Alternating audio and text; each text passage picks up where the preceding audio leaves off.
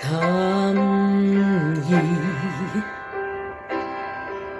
disconsolate,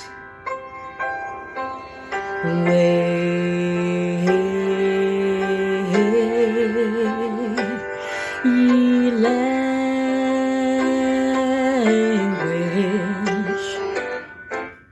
come to the mercy seat, fervently kneel.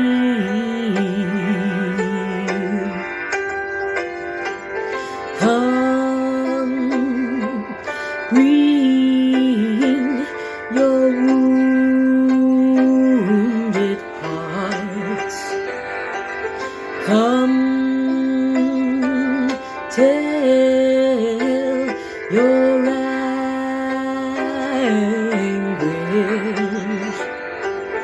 Earth has no sorrow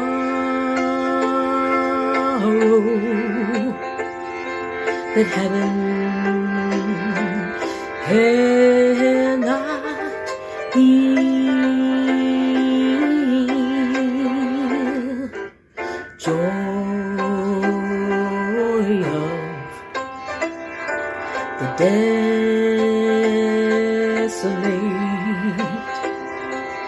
light of the straying,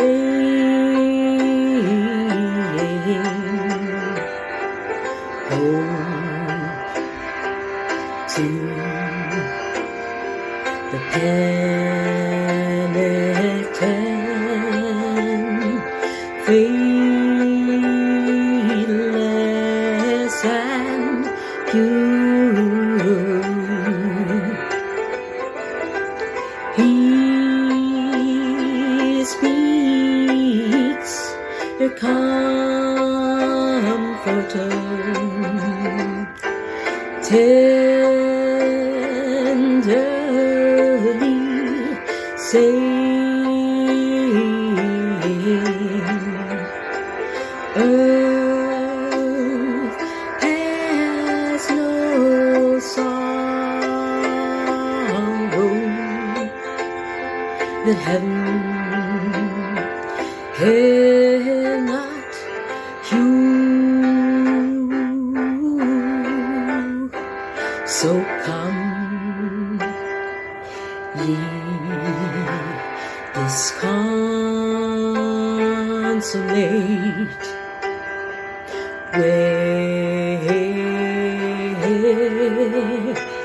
ye languish, come to the mercy seat and fervently kneel. Come, bring your wounded heart. Come, tell your anguish. Earth has no sorrow that heaven cannot cure. Good morning, and welcome to the First Unitarian Church of Hamilton. Our mission is to nurture one another, and we do that in part by providing a Sunday service for our congregation. And today, you are part of that congregation, and I hope that you benefit from our service. Our mission is also to serve the community, and our upcoming 6-minute memoir fundraiser is one way we fulfill that mission. The final part of our mission is to inspire action that heals the world. And that part is up to you. My name is Elizabeth Beckett, and I am the service leader today. Everyone experiences church in their own way, and we ask you to respect the worship space that we all create for ourselves by making very sparing use of the chat function during the service. As we enter into this sacred space of worship, let us acknowledge that the physical space that we inhabit was once the land of the original settlers who had their land taken from them in unjust and immoral ways. While we later settlers continue to benefit from the land, many of the original people do not. Let us commit to righting this historical wrong. As we light our chalices at home, Victoria will light the chalice for our service. May this flame we light remind us that every one of us can bring the light of love to the world.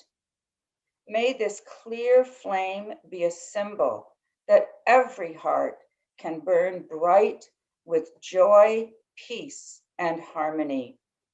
May the wisdom of the ages speak to us through this flame and stay in us. Every one of us can be a blessing to the world. In our unison words, may this flame be our light of friendship and love. Number 30, Over My Head.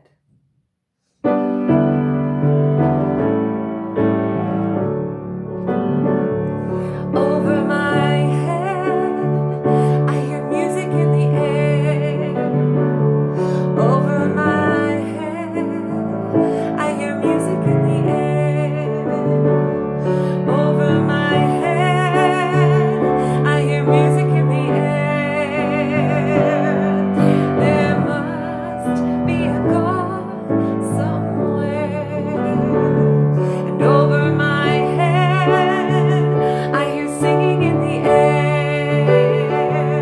Over my head, I hear singing in the air.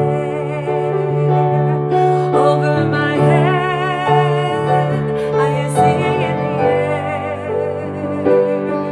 There must be a God somewhere.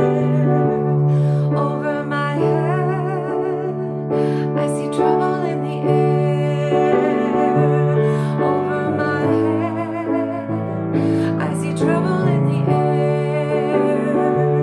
Over my head, I see trouble in the air.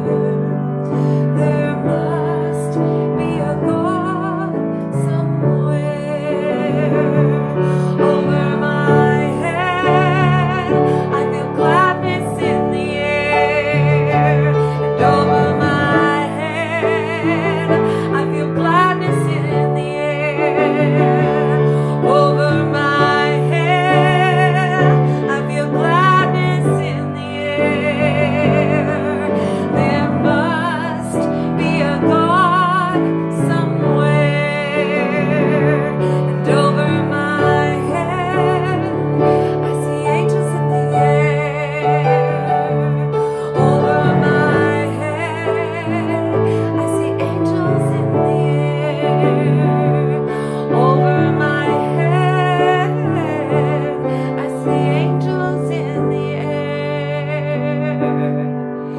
There must be a God somewhere.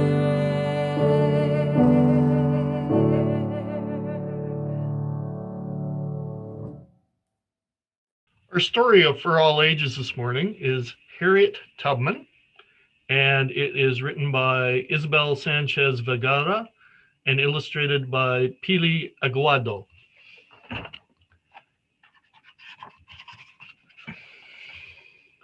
Minty was a little girl who was born into slavery in Maryland. and was owned by white masters and forced to work for them from dawn till dusk. At night, while her family slept, she wished to be free. But freedom was a faraway dream for Minty and many other African Americans living in the South. Slave owners were allowed to sell people as if they were property. And one day, Minty's owners sold 3 of her sisters. Minty and her parents wondered if they'd ever see them again. Every other day, Minty was beaten by her masters, but she was always ready to stand up for herself and for others. One morning, while protecting a slave who was trying to escape his overseer, she was hit on the head. For Minty, that blow was a sign that marked her destiny. She was now more determined than ever to take her people to the northern states where slavery no longer existed. So one night, she said goodbye to her family and started a long journey north to Philadelphia, guided by the North Star. Minty changed her name to Harriet so she couldn't be traced.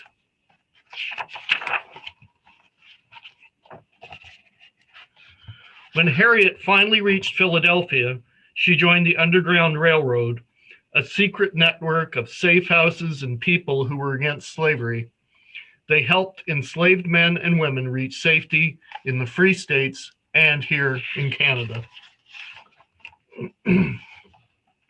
Thanks to them, Harriet soon traveled to the South again. She went back for her brothers and sisters and as many slaves as needed her help. For 11 years, Harriet repeated the same trip again and again, guiding hundreds of people to the safety of the northern states. She called them her passengers, and she never lost a single one. After years of problems between the northern and southern states, a civil war broke out. Harriet signed up to help as a cook, but she soon became a nurse and even a spy, too. On a mission to rescue 700 slaves, Harriet led 3 steamboats along rivers full of explosives. She became a hero, and everybody called her Moses after the Bible story. Eventually, the war came to an end, and there was a great celebration. Slavery was finally over, and millions of people were free for the first time in their lives. But Harriet's work was not finished. Unequal rules for African Americans carried on long after slavery was over, and she took to the stage to demand her rights. Because little Harriet knew that you have to use all of your strength to stand up for yourself so that you can stand up for others too. And it was originally proposed by the Obama administration to put Harriet on the $20 bill, and I just heard recently that under the Biden administration, hopefully we're going to see that happen soon. And that's the end of our story.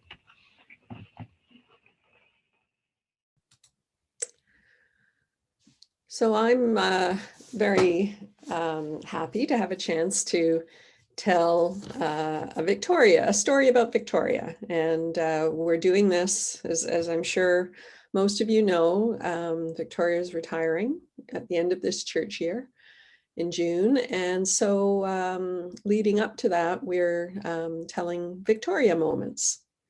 So here's mine. Of course, I'm both delighted and sad to contemplate Victoria's retirement.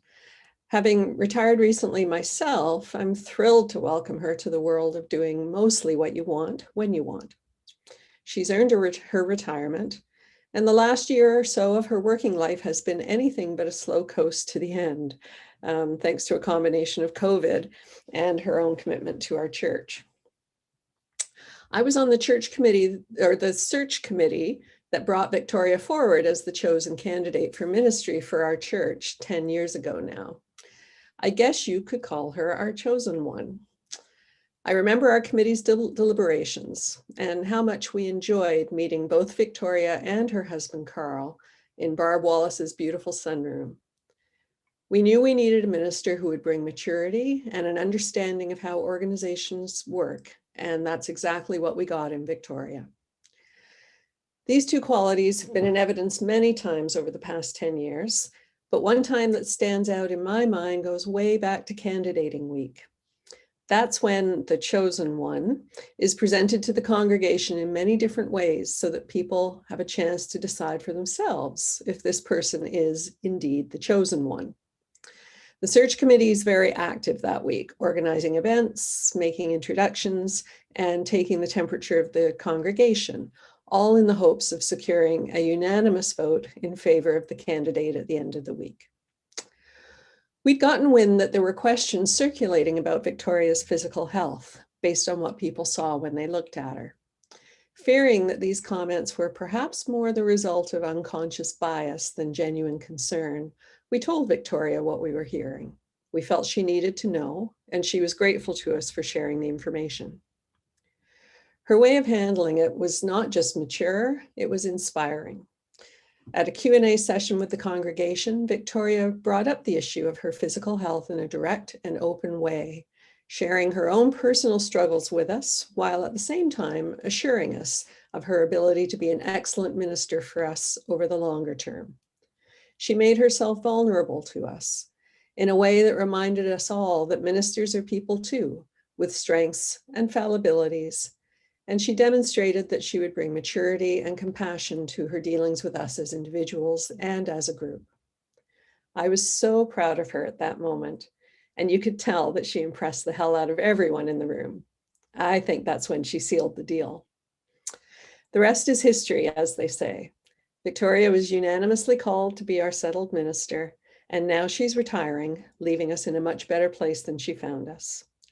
I wish her a peaceful and fulfilling retirement and look forward to a time when she and I can meet for coffee in person without having to wear masks and talk about church business. Thank you so much, Jennifer. It's fun to be taken back to those first days of getting to know you all.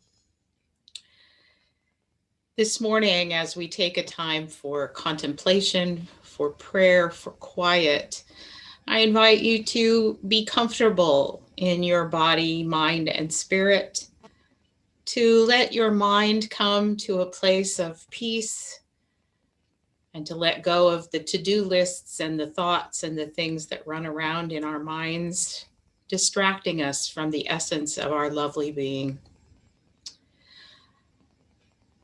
Take a deep breath and prepare to listen to these words and let them into your heart.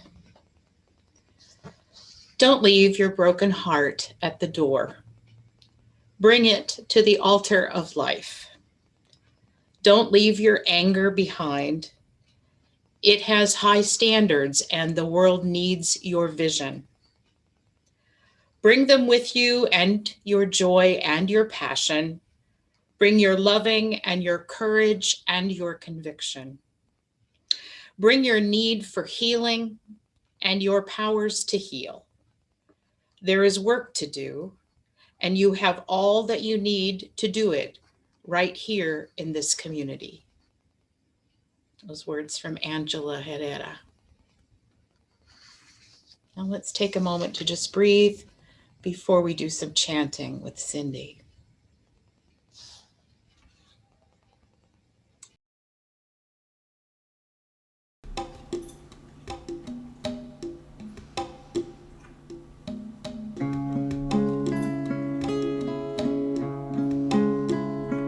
Breathe in, breathe out, dig deep.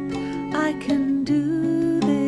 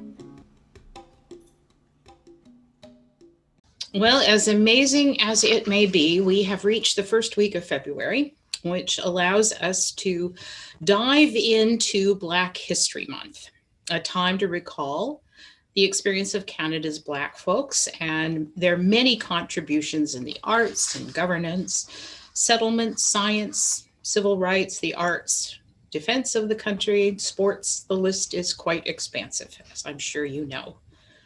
There is so much to celebrate, more than enough for the 28 days of this month. Black Canadians have done much to make this country what it is today. Do you know their names? Every single one of them? Well, I don't either, but we've heard the story of Viola Desmond, who 9 years before Rosa Parks in the United States, Viola here in Canada stood up for her right to have a comfortable and good seat. And we know of Lincoln Alexander and his career in the law and in government. But do you know about Makita Silvera and Stephanie Martin? They founded the first Black publishing house in 1985, focusing on works that deal with the issue of concerns to women of color. How about Josiah Henson? He was a former slave. He escapes to Canada and becomes the inspiration for Harriet Beecher Stowe's book, Uncle Tom's Cabin. Here are some other names that you might not be familiar with. Matthew Henson, the first Black polar explorer who discovered the North Pole. I use discovered the North Pole loosely. Does anyone? Well, James Robinson is another name you might know. He's the first Black graduate of Dalhousie University in law in 1896. And then there's Leonard Braithwaite. He was the first Black person who entered into the Ontario legislature, and that was in 1963. How about, do you know the story of Matthew DaCosta? He's the first Black man, as far as we know, to land in Canada, in Nova Scotia, in 1604 as part of a French exploration team. He was a very talented man, and he was a slave. He was multilingual, and so he helped ease the team's interactions with Native people since he had such an adept talent for languages. Then there are Ruth Bailey and Gwyneth Barton. They were the first Black Canadian women to graduate as nurses in 1948. So have you heard of Birchtown, Amber Valley, or Preston? Those are some of the numerous Black settlements in the very early history of Canada. I'm going to guess that if, like me, you got your education I got mine in the US school system. Many of you got yours in the Canadian school system. So I'd like you to think back about, in your experience in those history classes, what is it that you learned about Canadian history? I think Canadian schools were much like US histories. And so you probably heard the tales of brave European explorers who made their way to the wilds of North America to explore and map this new territory. I'll bet you learned of the white men who started towns or set up governments or started businesses or industries in the vast Canadian wilderness. And you heard of the British and French generals who bravely led their troops to win sovereignty and territory. And you heard about the various missions of the religious who came to help shape the land and her people. But you probably didn't hear too much about women or people of color. The Black, Chinese, Indigenous, Métis, and Inuit people who were also here in Canada, who were also busy doing things, having lives, rearing families, and trying to make a living. It's said that Winston Churchill is the origin of the saying that history is written by the victors. The people that prevail in the end story are the ones whose narrative is put forward as the true story of what really happened.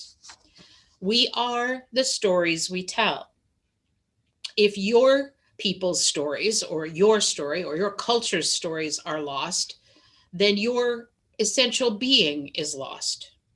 To forget the stories of the vanquished is to deny their existence. It is the final blow, for when your story disappears, you as a people disappear as well. I want to tell you about some things I learned from Greg Deal. He's an Indigenous artist and a public speaker. He gave a very informative and, for me, enlightening TED Talk.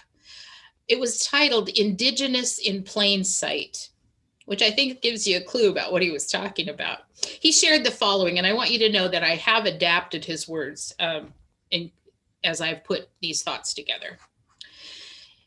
He says, there is a hierarchy within cultures which gives expression to the value of the people included in the scheme. For example, he says, we know the name of Christopher Columbus, but not the names of the people who were already here that he encountered when he reached the islands of the Caribbean. He goes on to say that, we know that the man was lost and was deluded about where he actually ended up. And yet hundreds of years later, the indigenous people are still called Indians. When we omit things, he says, like events, groups of people, and cultures from the story of history, we immediately assign value to those things by implying that they were not important, they didn't deserve our attention or our noting of what was going on with them. We demonstrate by that what is important and what is not. It does a number of things, including enhancing the contributions and presence of one group at the expense of others. It allows damaging images and stereotypes to prevail, and it subtly informs those seen and those not seen of their importance and their value in the culture. It trains our eyes and focuses our attention on what we are meant to take notice of and to think of as important. What we actually end up seeing and what we inadvertently end up not seeing, what we're meant to know and what we're meant to ignore or what we're meant to discount. The stories that are included and the stories that remain buried or untold are a vital clue in a culture about what it values and esteems, as well as what it dismisses or discounts. Think back again to what you learned in history. The stories that you heard and about the people that you heard, well, that told you what was important. And if you didn't hear stories about some group or some people or some culture, you learned pretty quickly that they must not have been there or must not have been doing anything particularly vital. The result is a very limited view of what happened and of people. It removes the context and depth for helping us understand others and different ways of being. It leads to culture and language and identity loss. Of course, that may be the point of the whole endeavor of the victor, to obliterate the vanquished from the face of the earth and from memory, from being valued, and from participating in the new world. And certainly that has been the focus of some of the actions and legislation and social policy of the victors throughout history. When we teach history from a single perspective, from the vantage point of only one culture or the dominant lens, we lose the deeper understanding of how the world's stories demonstrate our interconnectedness. We lose sight of the contributions of people who don't resemble the cultural norm or hold privilege in the overall society. We enable the fiction to grow that only certain types of people are important or skilled or actively involved or even present in the course of history and need to be represented and seen and acknowledged. Last summer, during a break in the COVID restrictions, Carl and I traveled to Fort Erie to learn more about Canada's role in the Underground Railroad. We visited what is labeled in old terms a colored cemetery. It's the last remains of what was a Black settlement near Fort Erie. And then we went to St. Catharines to see the church where Harriet Tubman used to attend when she lived in Canada. We read the plaques at landing sites for ferries and boats that crossed the Niagara River, and we went to a building that used to serve as a way station on the Underground Railroad for escaping slaves who were coming to Canada. It was a fascinating trip. And it was also a bit sad because those historic sites are deteriorating, and the day may come when they no longer are available to us to help be a reminder of this important part of Canada's history. The stories may go away. So Black History Month is an important time to make a commitment to seek out and hear those stories and other stories, to learn of the experience and contributions of people socially located outside of the predominant narrative. It's time when there are many opportunities to engage in the richness of Black culture through the arts and food and stories and exhibits and websites.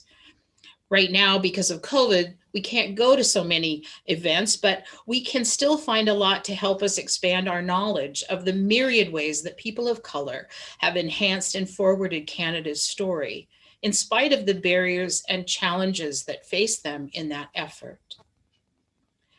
Canada was thought by many in the South, in the US, and around the world as a promised land. In our story this morning, we learned about Harriet Tubman, heard the story of Harriet Tubman again, and how she helped people come to that promised land and escape from the terrors of slavery and privations of Jim Crow laws and discrimination. Sadly, Canada has a history of prejudice and persecution of Black, Indigenous, and other people of color that would rival any in the world. There was Black slavery in Canada, and albeit on a smaller scale than that in the United States and perhaps other people in the world, there has been prejudice and unequal treatment in Canada as there has been in other places. And as a society, the inequality that continues today, we can no longer pretend to ignore. Hearing about our collective history of discrimination and persecution is incredibly painful. I believe that we are bound to empathize with people who did and are suffering from being disvalued in society. Trying to hear and hold these stories is hard and may lead to feeling of guilt, anger, pain, despair. Just so you know, no one is responsible for the actions of any person in the past. Even if that it might be true that they were our ancestors and they were slaveholders, or they were against abolition, or they lived lives of prejudice and fear. We're not responsible or guilty for what they did if we are not one of those people of color. What we are responsible for is what we choose to do now. How it is that we choose to live our lives in relationship with the people with whom we share this earth is what we have impact and control over in our lifetimes. That's the place where we make change. Living in ignorance of historical realities might seem to be a convenient way to avoid changing our perspectives and our minds and our behaviors. After all, making huge societal change can seem overwhelming. It's huge. It's a lot to do. As Maya Angelou had told us, and I've shared before, we do the best we can, and when we know better, we can do better. If we open ourselves to new awareness and understanding, then we have two options. We can do nothing and remain complicit with the systems of oppression and racism that remain present around us, or we can move beyond our fear and paralysis and start to take action by building our awareness and making spaces for others in our lives and in the larger society. The question is not whether or not we're going to have feelings about the history, that we're going to have reactions. The question is, what are we going to do now? How do we transform into a beloved community that we say we yearn for as a part of our faith tradition and a part of our values? So as February continues to unfold, please take advantage of all the wonderful resources available to learn more about Black history and experience in Canada. Read the stories, learn the names, consider the lives that went before ours and how they impacted the way we live today. Find inspiration for how we might live tomorrow. Happy Black History Month. Number 95, There is More Love Somewhere.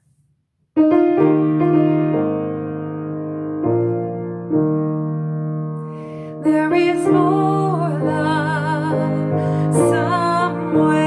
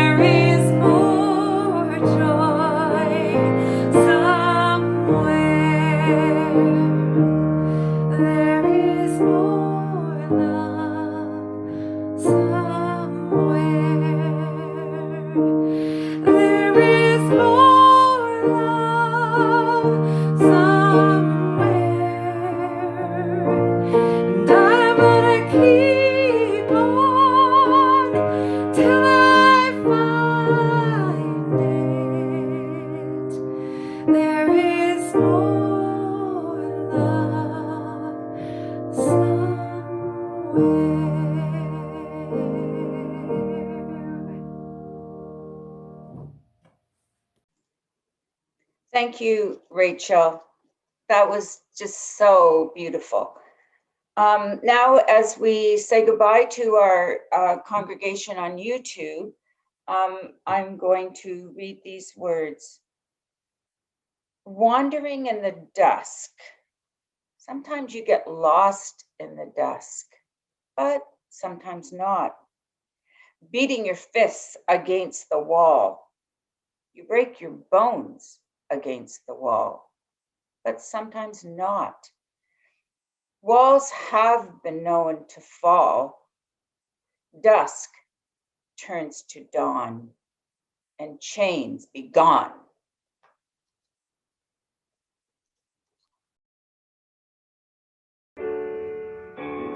When every heart joins every heart, and together yearns for liberty, that's when we'll be free. When every hand joins every hand, and together molds our destiny, that's when we'll be free. Any hour, any day, the time soon will come when we all will live in dignity, that's when we'll be free. When every heart joins every heart, and together yearns for liberty, that's when we'll be free. Every hour, every day, the time soon will come when we will live in dignity, that's when we'll be free. When everyone joins in song, and together singing harmony, that's when we'll be free.